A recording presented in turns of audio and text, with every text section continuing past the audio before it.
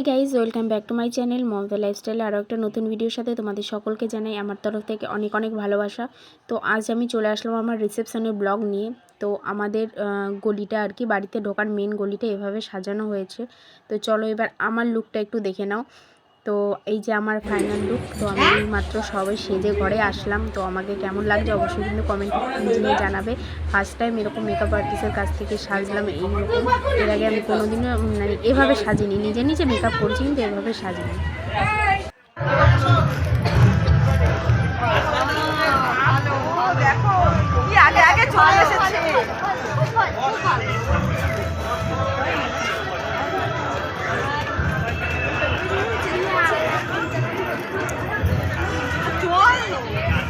বর আসেনি ও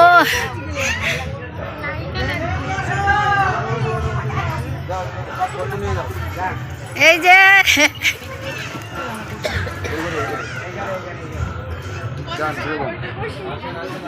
তো আমি আগেই বলে দিচ্ছি, রিসেপশনে আমি সেমন কোনো কিছু শ্যুট করতে পারিনি, কারণ আত্মীয় স্বজন সব কিছু সবার সাথে কথাবার্তা বলে, নিজের বাড়ির লোকের সাথে কথাবার্তা বলে আমি একটুও টাইম পাইনি। যতটুকু পেরেছি ততটুকুই তোমাদের সাথে শেয়ার করেছি। আর এই ভিডিওটা আমাকে আমার মাসি শাশুড়ি করে দিয়েছে।